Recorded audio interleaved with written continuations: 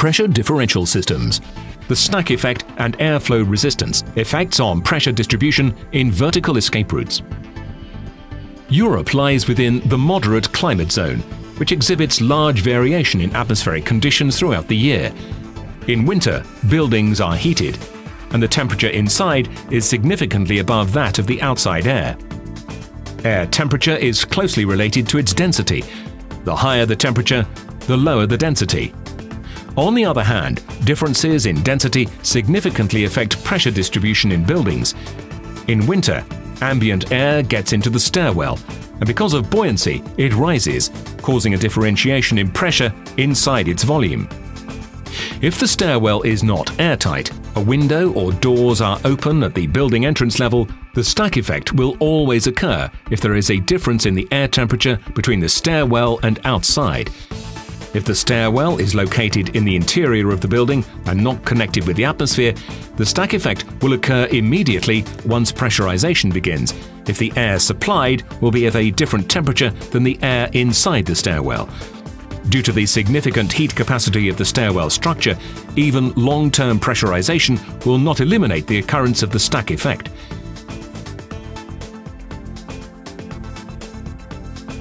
On the other hand, in summer, the hot air from outside seeps in through fissures into the stairwell, cools down, and falls, resulting in a pressure distribution opposite to that which can be observed in winter.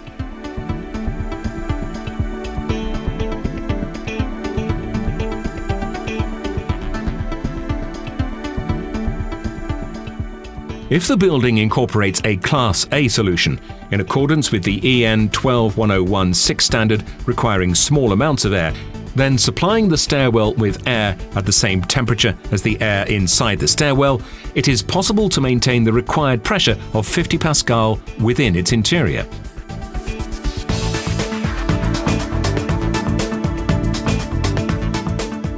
However, if for that same system, air is supplied to the stairwell at a temperature significantly below that of the inside, then pressure gradient will occur as a result of the stack effect.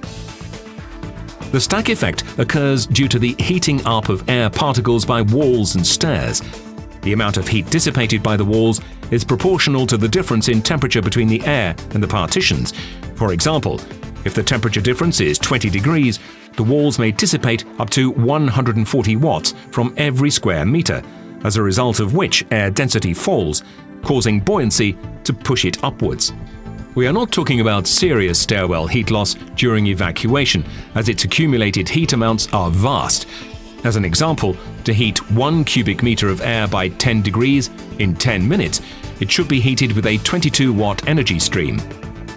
In order to reduce the temperature of 1 cubic meter of concrete by 10 degrees in the same amount of time, roughly 34,000 watts of cooling power would have to be provided, which is 1,550 times as much.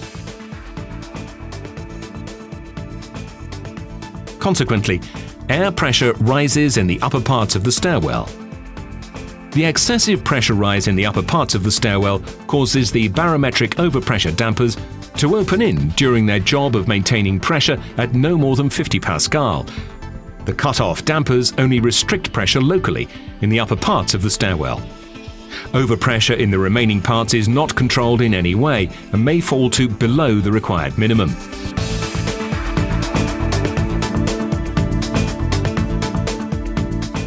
If the building incorporates a Class B solution in accordance with the EN 12101-6 standard requiring large amounts of air, then injecting the stairwell with air at the same temperature as the air inside the stairwell will initially cause a violent pressure spike along the entire height. The excessive pressure rise causes the barometric overpressure damper to open in doing its job of maintaining overpressure in the upper parts of the stairwell at 50 Pascal. The flow of large amounts of air causes resistance, similar to normal ventilation ducts. Due to the resistance in the lower sections of the stairwell, overpressure exceeds the allowable value, which may make evacuation impossible.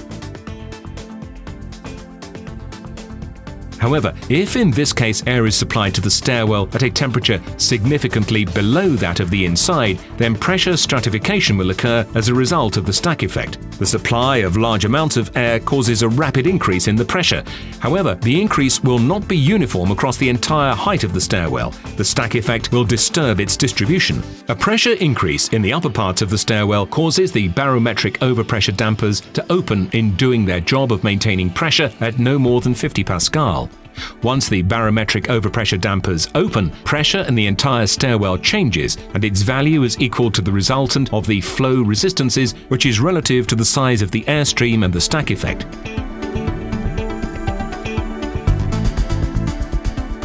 Regardless of the required PDS, pressure differential system class, SMAE suggests using the safety way pressure differential system.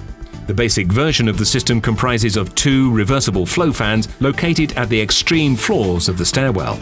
The fans work in opposite directions. When one delivers air to the stairwell, the other extracts it. The fans are equipped with motorized air dampers operating as pressure controllers and a regulation automation system. The idea behind such a system is the creation of a volume inside the stairwell of controlled airflow at a controlled intensity, resulting in a stable distribution of static pressure across the entire stairwell. If there is no temperature difference between the internal and external air, then one of the fans supplies a small amount of air to the stairwell needed for the required 50 pascal, and the other one is cut off by a closed regulatory damper. If doors are opened and pressure inside the stairwell drops, then the fan will increase the air supply rate supplied to the stairwell. Once the doors are shut, the system returns to observing the pressure criterion and supplies an amount of air needed to counteract the stack effect and airflow resistance. If the external air pressure is below the temperature inside the stairwell, then the system works in the same direction as in the event of no difference in temperatures. In other words, the bottom fan supplies air and the top fan works as an extractor and activates when 50 pascal are exceeded. Supplying the stairwell with external air, the stack effect will occur within its volume, causing temporary negative pressure in the lower sections. The pressure drop causes the bottom fan to supply more and more air, aiming to maintain 50 pascal in the lower section and causing a pressure increase in the entire stairwell. The excessive pressure increase in the upper part of the stairwell acts as the signal opening the dampers by the upper fan, which removes the excess air. The job of the fan is to maintain 50 pascal in the upper part of the stairwell. Due to the use of the safety way system, we achieve a stable distribution of static pressure across the entire stairwell under the stack effect conditions through an accurate control of air streams, supplied and extracted, and the accompanying airflow resistance. If doors are opened and pressure drops, then the fan will increase the stream of air supplied to the stairwell. Once the doors are shut, the system returns to observing the pressure criterion and supplies an amount of air needed to counteract the stack effect and flow resistance. For stairwells in buildings which are more than 35 meters tall, an additional air supply point is required every 10 floors. The air supply to the stairwell is activated automatically once pressure drops below a preset value, which may be caused by leaks and opened emergency exits.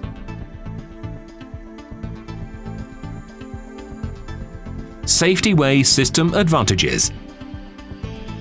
The system prevents smoke in infiltrating vertical escape routes in the event of a fire in residential, office, and industrial buildings, regardless of how tall they are, the time of year, temperature differences, or the wind force's influence. The solution is supplied as a complete system, optimized for the use in a given building. This is an active solution, allowing for simple adjustments of settings, monitoring the current operational parameters, as well as automatic adjustment to the rapidly changing parameters such as air temperature or wind.